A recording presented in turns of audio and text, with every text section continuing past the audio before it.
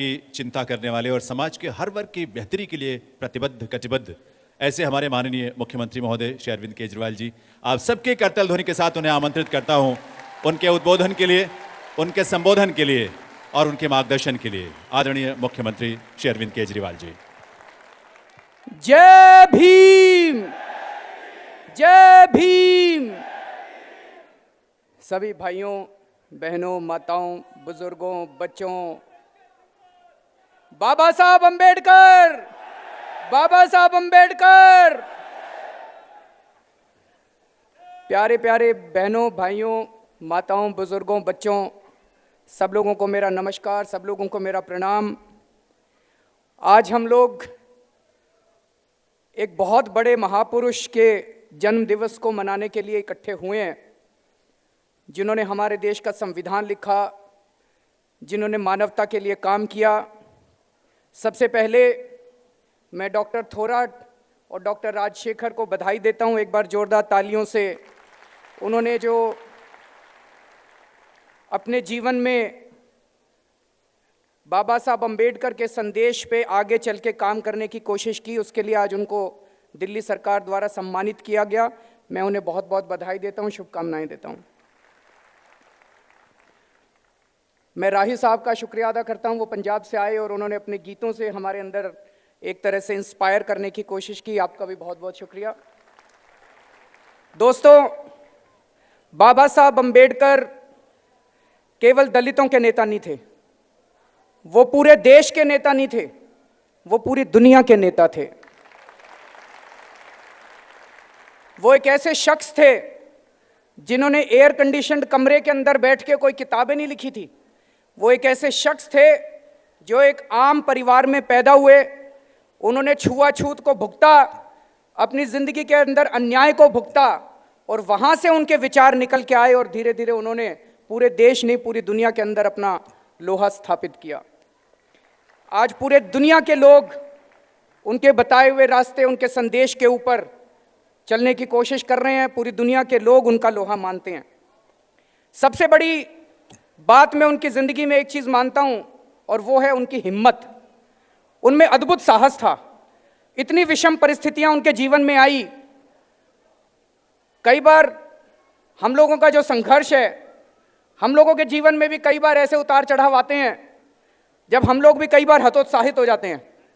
उस वक्त मैं अपने मोबाइल फोन पे इंटरनेट पे जाता हूं, बाबा साहब अंबेडकर का जीवन निकाल लेते हैं और उनके जीवन के 2 पन्ने पढ़ लो तो फिर इंस्पिरेशन आ जाती है, फिर ऊर्जा आ जाती है, फिर लड़ने की ताकत आ जाती है। लेकिन एक चीज है, उन्होंने जो संदेश दिए, संविधान के अंदर उन्होंने जो कुछ भी लिखा, आज भी उनके सपने अधूरे हैं।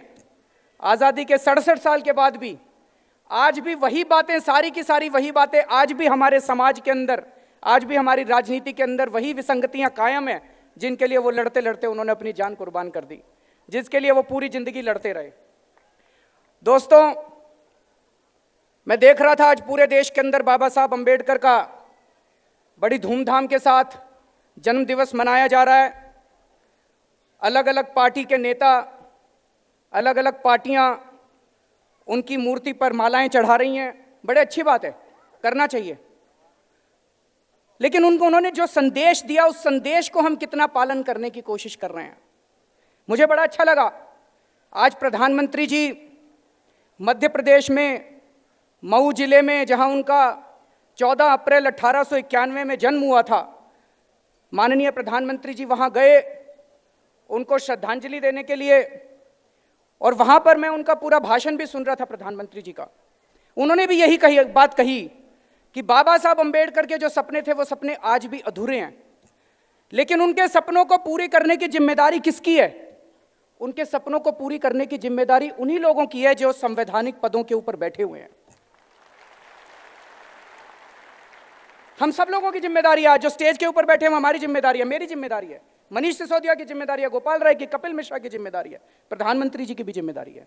हम सब लोगों की जिम्मेदारी है कि बाबा साहब के सपने अगर अधूरे हैं तो क्यों अधूरे हैं, उसकी जिम्मेदारी संवैधानिक पदों पे बैठे हुए लोगों को लेनी पड़ेगी। केवल हम लोगों को 14 अप्रैल को बाबा साहब की मूर्ति के ऊपर माला पहना देने से काम नहीं चलेगा। मैं आपके समक्ष कुछ बातें रखना चाहता हूं। हो सकता है कुछ बातें कड़वी हो, क्योंकि सत्य कड़वा होता है, इसलिए पहले से ही माफी मांग लेता हूं अगर किसी को कोई बात बुरी लगे। रोहित वेमुला नाम के एक शख्स ने हैदराबाद के अंदर आत्महत्या की। आत्महत्या करने के लिए वो बेचारा मजबूर हुआ।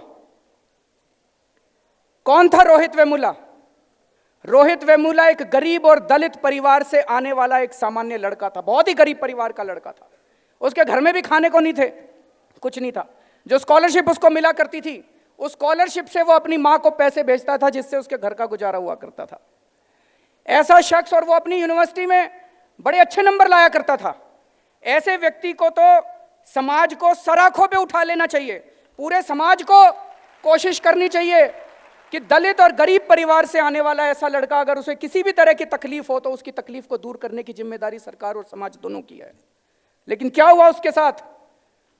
उसकी गलती क्या थी? उसकी गलती थी कि बाबा साहब अंबेडकर के नाम से उसने एक संस्था बना ली। बाबा साहब अंबेडकर के विचारों का प्रचार करने के लिए उसने एक संस्था बना ली। उसके अंदर उन्होंने मीटिंग करनी चालू की। वहां की लोकल अखिल भारतीय विद्यार्थी परिषद के लोगों ने उनकी शिकायत की, यूनिवर्सिटी ने शिकायत की, जांच की, शिकायत बेबुनियाद पाई गई, रोहित का कोई दोष नहीं पाया गया। लेकिन उसके बावजूद केंद्र सरकार के अंदर बैठे हुए 2 मंत्रियों ने एक के बाद एक चिट्ठी लिखी हैदराबाद यूनिवर्सिटी को कि इनको सस्पेंड किया जाए। क्या जरूरत थी केंद्र सरकार के अंदर बैठे हुए 2 मंत्रियों को लिखने की चिट्ठी? उन्होंने चिट्ठी लिखी कि इनको सस्पेंड किया जाए। 5 दलित लड़कों को सस्पेंड कर दिया गया। ऐसे लगता है जैसे दलित ही गुनहगार थे। 5 दलित लड़कों को सस्पेंड कर दिया गया। रोहित वेमुला चिट्ठी लिखता है वीसी को। चिट्ठी की कॉपी आप लोगों ने पढ़ी होगी, इंटरनेट पे चल रही है। रोहित वेमुला बार बार कहता है जी मैं बहुत गरीब परिवार से आता हूं, अगर आपने मेरे को सस्पेंड कर दिया मेरी स्कॉलरशिप बंद हो जाएगी, मेरा परिवार लुट जाएगा, प्लीज मुझे सस्पेंड मत करो, मेरा करियर बर्बाद हो जाएगा। लेकिन वो नहीं माने मंत्री। सस्पेंड करने के बाद जब उससे बर्दाश्त नहीं हुआ तो रोहित वेमुला को आत्महत्या करनी पड़ी। मैं ये जानना चाहता हूं आज पूरे समाज से कि क्या मऊ जाने से और बाबा साहब अंबेडकर की मूर्ति पे माला पहना देने से बाबा साहब के सपने पूरे हो सकते हैं क्या? बाबा साहब, इसमें 2 चीजें हैं। पहली चीज, जिन मंत्रियों ने रोहित वेमुला को आत्महत्या करने के लिए मजबूर किया, उन मंत्रियों को सजा मिलनी चाहिए कि नहीं मिलनी चाहिए? उनको सजा दिलवाने की जिम्मेदारी किसकी है? दूसरी चीज, हमें ऐसी व्यवस्था स्थापित करनी होगी कि इस देश के अंदर कोई रोहित वेमुला आगे से आत्महत्या ना करने पाए, उसे आत्महत्या करने की जरूरत ना पड़े। बाबा साहब अंबेडकर जब कोलंबिया यूनिवर्सिटी में पढ़ते थे, उनके एक प्रोफेसर थे जॉन डेवी, जॉन ड्यू था या जॉन डेवी, मेरी प्रोनाउंसिएशन ठीक नहीं है। वो उनको बहुत मानते थे बाबा साहब अंबेडकर, जॉन डेवी साहब को। जॉन डेवी साहब का कहना था कि अगर हमें समाज से अन्याय खत्म करना है, अगर हमें समाज से गैर बराबरी खत्म करनी है, तो शिक्षा अकेली शिक्षा कर सकती है। बाबा साहब अंबेडकर को इस पे उनसे असहमति थी। बाबा साहब अंबेडकर का कहना था कि शिक्षा बहुत जरूरी है, लेकिन शिक्षा के साथ साथ संविधान के अंदर केवल शिक्षा से काम नहीं चलेगा।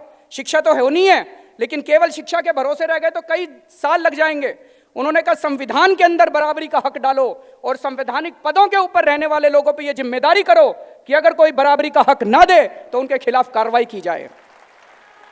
आज जब रोहित वेमुला आत्महत्या करता है तो संवैधानिक पदों पर रहने वाले लोग क्या कर रहे हैं, अभी तक उसके ऊपर कार्रवाई क्यों नहीं हुई है? यह सबसे बड़ी बात है।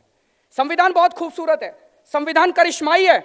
इससे बड़ा करिश्मा संविधान का क्या हो सकता है कि मेरे जैसा आम आदमी जिसकी कोई हैसियत नहीं है, ये जितने एमएलए बैठे हैं इनमें से किसी की कोई हैसियत नहीं है, ये जितने मंच पे बैठे हैं इनकी किसी की कोई हैसियत नहीं है, हम जैसे लोग इस करिश्माई संविधान की वजह से मुख्यमंत्री बन जाते हैं।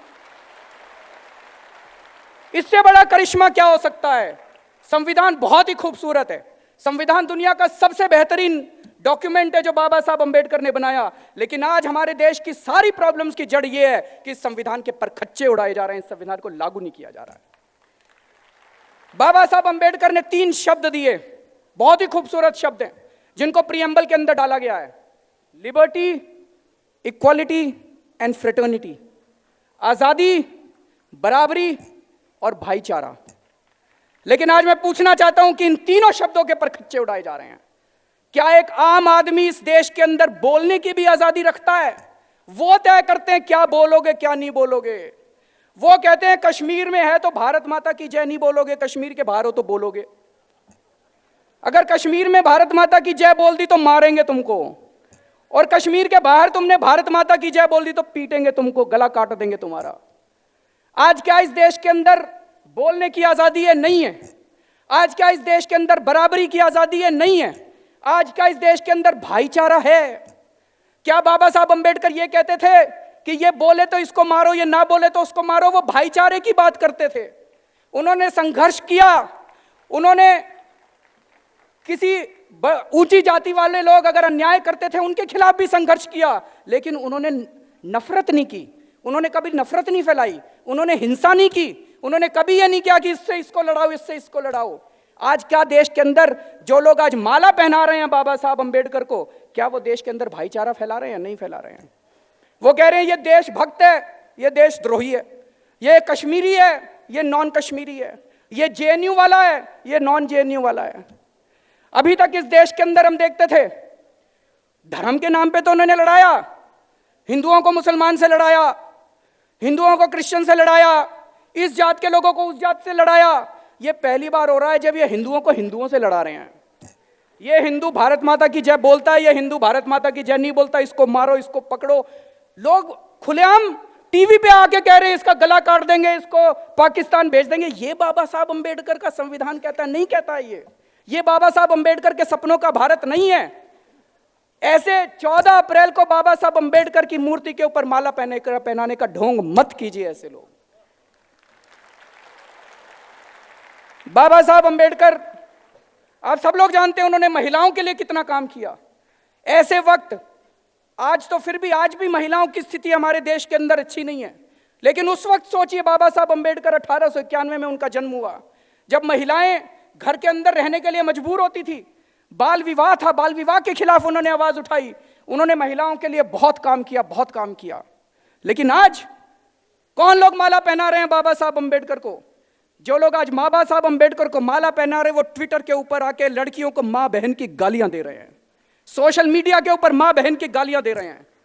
वो लोग जाके बाबा साहब अंबेडकर को माला पहना रहे हैं। लेकिन मुझे दुख तब होता है, ऐसे हर समाज के अंदर इस किस्म के गलत लोग होते हैं, दुख तब होता है जब इस किस्म की गंदी, और किस किस को दे रहे हैं?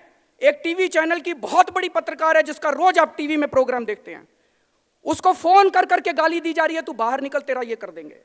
उसको ट्विटर के ऊपर गालियां दी जा रही है। एक दिन मिली मेरे को 3-4 दिन पहले, और वो बड़ी नर्वस हो रही थी कि मैं अब सुरक्षित हूं कि नहीं हूं। इतने बड़े बड़े बड़े पत्रकारों को गालियां दी जा रही है। लेकिन दुख ये होता है कि जो लोग गालियां दे रहे हैं उनको सोशल मीडिया के ऊपर हमारे प्रधानमंत्री जी फॉलो करते हैं, ट्विटर के ऊपर। ऐसा क्यों हो रहा है? इनको कहां से इतनी, उनको कहां से ये एनकरेजमेंट मिल रहा है, कहां से ये साहस मिल रहा है कि वो इतने बड़े बड़े पत्रकारों को गाली दे सकें? साहस मिल रहा है क्योंकि प्रधानमंत्री जी उनको फॉलो कर रहे हैं। उनको प्रधानमंत्री आवास पे बुला के उनके साथ फोटो खींची जाती है, वो फोटो ट्विटर के ऊपर है। ऐसे लोग गालियां देते हैं। मुझे लगता है आज अगर बाबा साहब अंबेडकर जिंदा होते, वो हाथ जोड़ के कहते मेरी तस्वीर पे माला मत पहनाओ, महिलाओं की इज्जत करना सीखो।